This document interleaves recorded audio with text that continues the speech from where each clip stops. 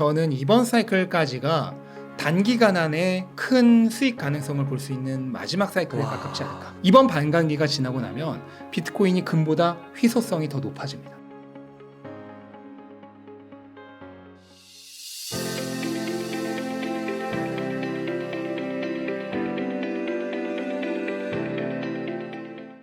한 가지 궁금해지는 네. 게 그 작가님께서 그 제 기억으로 유튜브 채널에서 그리고 이렇게 방송하실 때 네. 보니까 그 비트코인 가격이 그 2022년에 정말 16,000인가요? 네. 엄청나게 떨어질 때 네. 하나로 한 2천만 원대 초반이었잖아요. 네. 그때 되게 매수를 강조하셨었어요. 네. 그래서 그때 이제 분위기가 진짜 장난 아니었는데 $10,000 밑으로 간다라는 막 얘기도 있었고 그때 그런 용기라고 해야 네. 될까요? 아니면 매수를 강조하셨던 그런 건 네. 어디서 이렇게 나오신 거예요?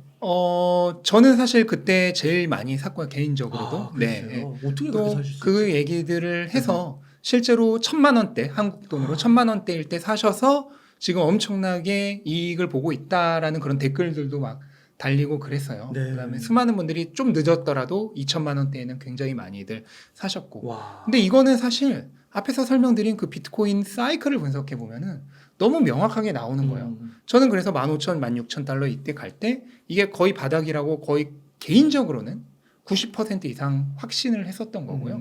네. 이거는 사이클을 공부해 보면은 정말 누구나 명확하게 이해할 수가 있어요. 그럼 이 사이클을 공부하고 싶다?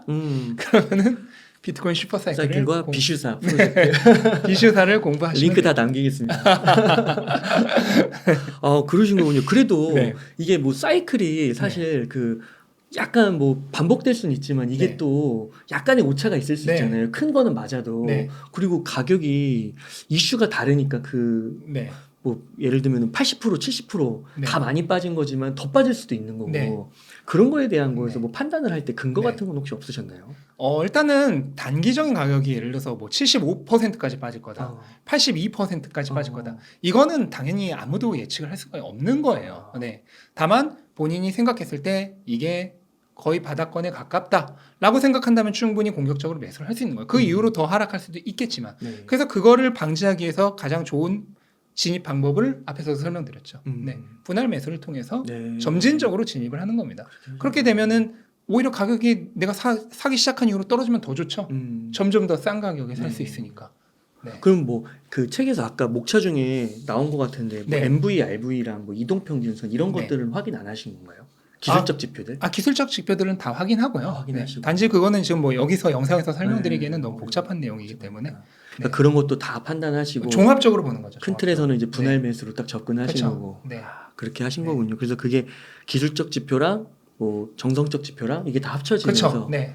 전반적으로 보고 판단을 내리는 거죠. 그러면은 그 비트코인 현물 ETF 통과가 되고요. 네. 또 앞으로 이제 들어올 거고 또 네. 반감기도 맞고 네. 이러면 그 비트코인의 변동성이 네.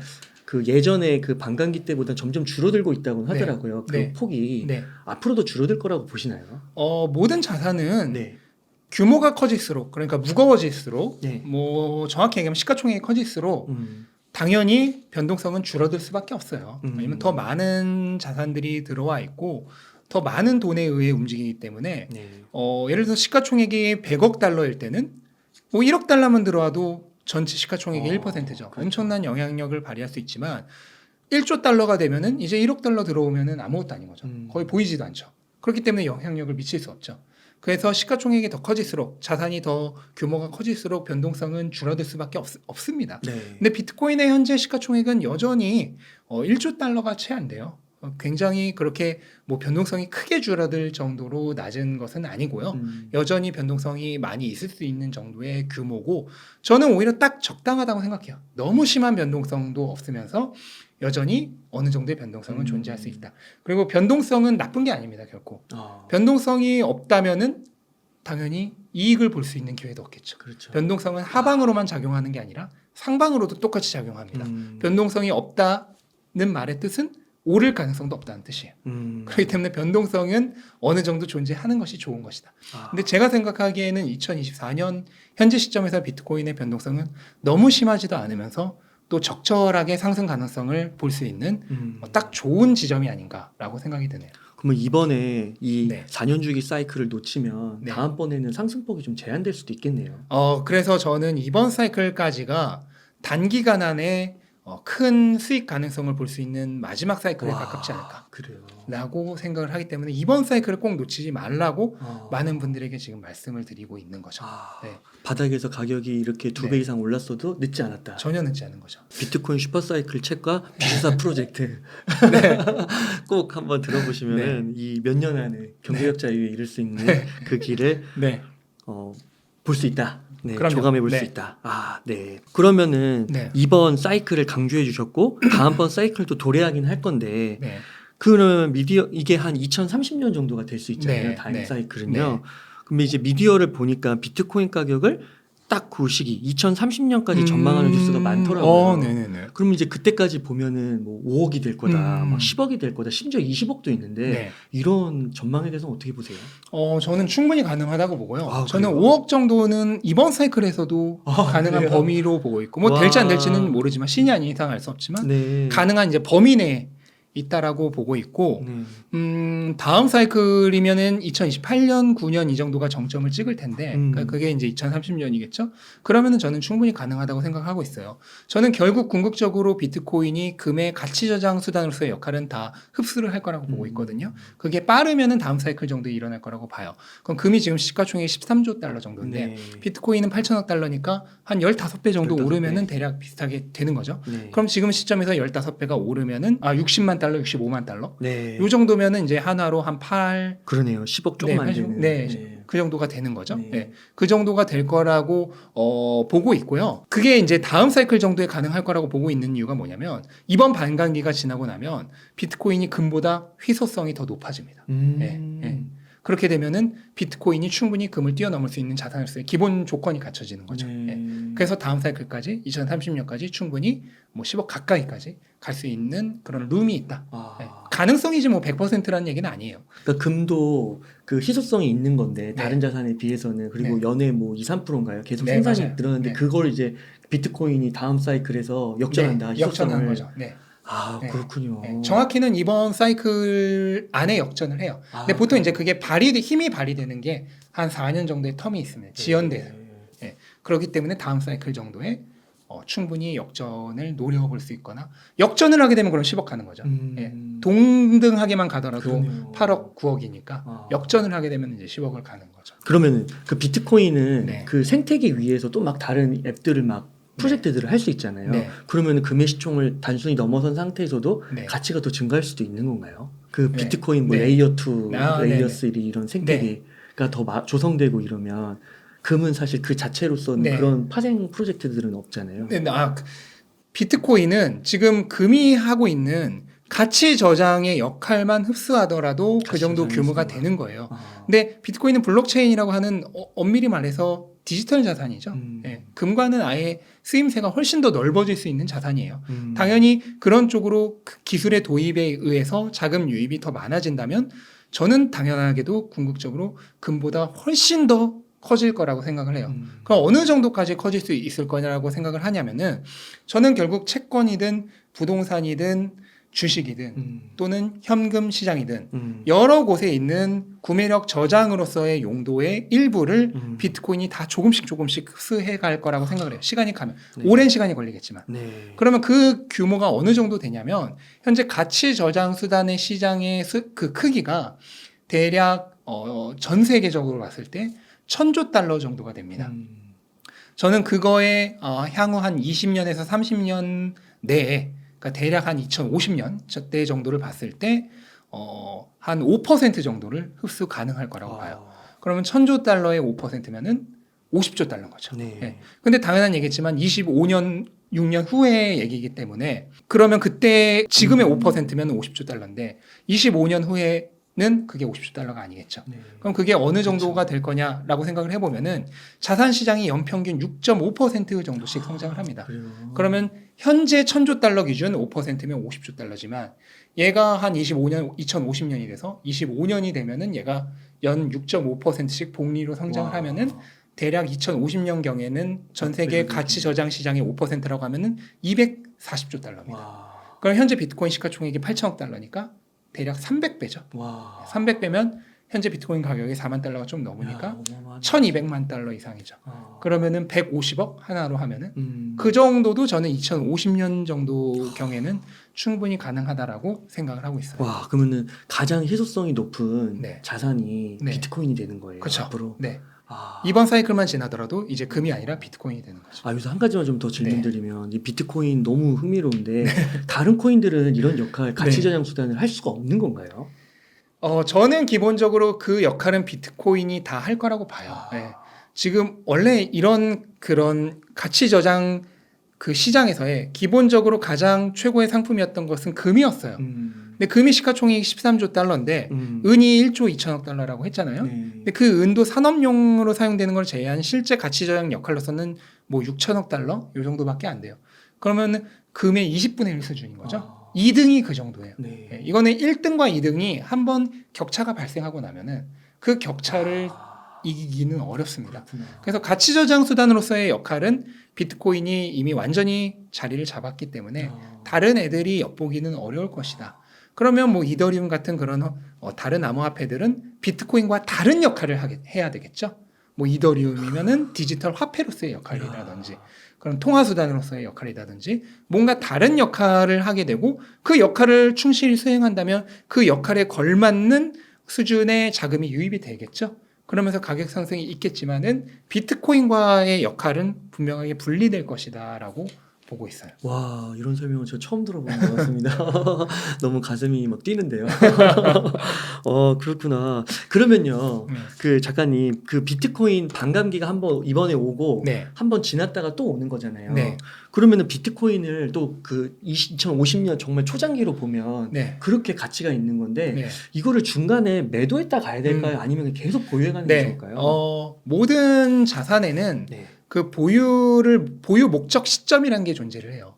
그래서 제가 이제 포트폴리오에 대해서도 설명을 드리고 있거든요. 유튜브에서도 그렇고 따로 강의 같은 것을 통해서도 네. 포트폴리오에 대해서 설명을 드리고 있는데 저의 전 책인 돈의 규칙에서도 굉장히 심도 있게 이렇게 설명을 드렸었어요. 네. 그래서 본인이 돈을 사용하고자 하는 목적의 기간을 먼저 설정을 해야 돼요.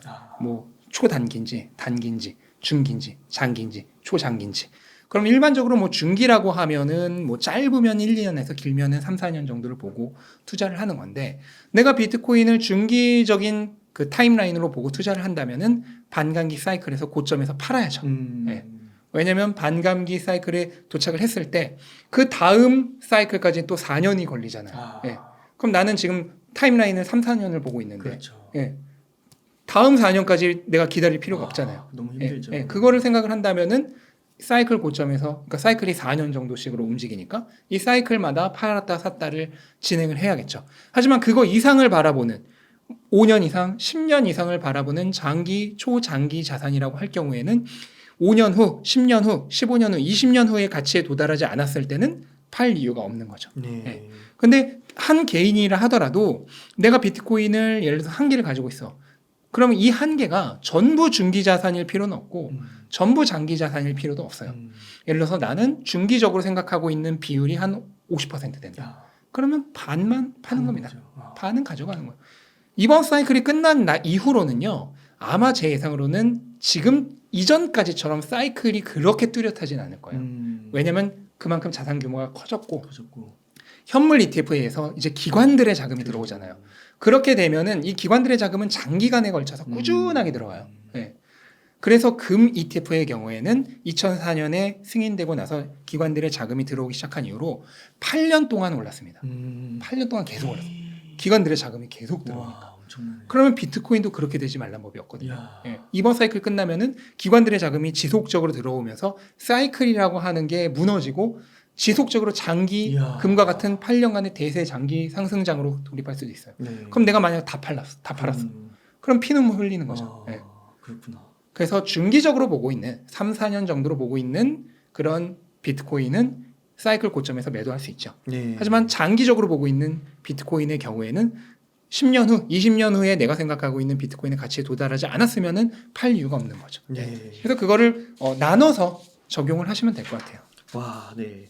와, 작가님 오늘 진짜 그 비트코인 단기, 중기, 초장기까지 네. 이렇게 훑어주시고 정말 이 비트코인이 얼마나 가능성이 많이 내포하고 있는지를 정말 짧은 시간이지만 너무 많이 느낀 것 같고 네. 진짜 책에는 어떤 내용이 들어있을까 너무 궁금해지고요. 더불어 이제 강연도 정말 또 강연은 또 정말 세세하게 잘 가르쳐 주잖아요. 제가 네. 익히 들어서 너무 잘 알고 있는데 네. 진짜 초등학생도 다 알아들을 네. 정도로 쉽게 가르친다고. 그래서 오늘 뭐 이 책뿐만 아니라 강연도 네. 런칭을 하셨잖아요. 아, 그 그렇죠. 강연도 한번 강의죠. 강의. 온라인 강의. 강의. 네. 비슈사 프로젝트라는 이름으로 런칭을 했는데 네. 이제 목표는 이번 사이클을 기회로 삼아서 2년 안에 경제적 자유를 아. 얻는 것을 목표로 하는 그런 강의고요. 책에는 조금 다 담지 못한 내용들이 있어요. 책은 아무래도 이제 개념 위주로 그렇죠. 많이 설명을 드렸고 강의 같은 경우에는 실전 투자 편이라고 보시면 되겠습니다. 네, 그래서 이 사이클을 이용해서 더 수익률을 극대화시킬 수 있는 방법들이 들어가 있거든요. 네. 이 방법들을 이용해서 뭐 적은 자산으로도 예를 들어서 뭐 1억 정도, 2억 정도의 자산으로도 2년 안에 경제적 자유를 얻기 위한 이 사이클을 활용도를 극대화시킬 수 있는 방법들을 담은 게 이제 강의라고 보시면 되겠죠.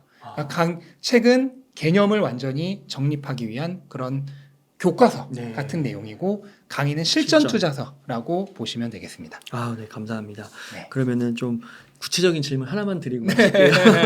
지금 한 1억 정도 네. 여유 자금 있으면 어떻게 하면 좋을까요? 네. 일단은 어떤 기회라 하더라도 음. 저는 올인하기보다는 포트폴리오를 어느 정도는 구축을 하셨으면 좋겠어요.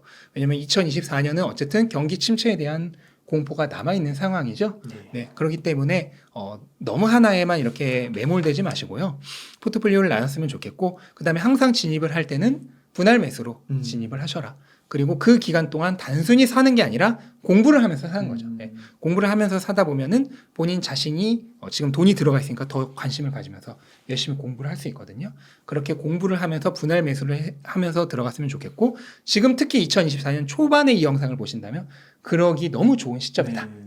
당분간 가격이 어느 정도 머물러 줄 수 있기 때문에 네. 이때 공부를 하면서 진입을 하셨으면 좋겠고요. 그렇다 하더라도 어쨌든 기회가 분명하게 보일 때는 어느 정도는 이제 도전을 해야겠죠. 그래서 그 도전하는 방법을 배우시면 될 것 같습니다. 아, 네, 네. 작가님 감사합니다. 그러면 끝으로 네. 웅달책방 시청자분들께 네. 꼭 하시고 싶으신 말씀, 강조하고 싶으신 말씀 네. 있다면 부탁드리겠습니다. 저는 이 일을 하면서 목적이 한 가지예요. 저를 만난 사람들을 부자로 만들어주는 겁니다. 그래서 오로지 그 목표 하나만을 바라보면서 이 일을 하고 있어요. 그래서 제가 이제 그렇게 부자로 만들어주고 드리고 싶은 분들을 만나면서 느꼈던 가장 큰 공통점이 뭐였냐면은 대부분의 사람들이 자신이 부자가 될 수 있다는 사실을 몰라요. 부자는 선택받은 사람들이나 되는 거지. 소수의 극소수의 그런 재능을 가지거나 아니면 자산을 물려받는 사람들이나 되는 거지. 나 같은 평범한 사람들은 그냥 돈 좀 벌어가지고 이걸로 좀 수익 벌자. 그냥 그 정도 생각을 하고 계시거든요. 근데 그러실 필요 없습니다. 훨씬 더 꿈을 크게 가지셔도 돼요. 누구나 부자가 될 수 있다는 사실을 아는 것에서부터 저는 부자로 가는 여정이 시작된다고 생각을 하거든요. 그래서 본인도 이 영상을 보시는 분들이 그 누구라 하더라도 본인이 부자가 될 수 있다는 사실을 먼저 알고 그거를 믿고 근데 믿기 위해서는 공부가 필요하겠죠. 그래서 공부를 해보시고 나면은 믿음이 가실 거예요. 나도 가능하겠구나. 그렇게 믿게 되면은 그때부터 본격적인 실행이 가능해진다. 그래서 그 실행을 오래 꾸준히 유지하면은 반드시 이 영상을 보고 계신 모든 분들도 부자가 되실 수 있습니다. 그리고 저는 그거를 도와드리는 역할을 하고 있는 것이고요. 오늘 신민철 작가님 인터뷰 영상 처음부터 끝까지 보신 분들은 다 가슴이 뜨거워질 것 같아요. 웅장해지는.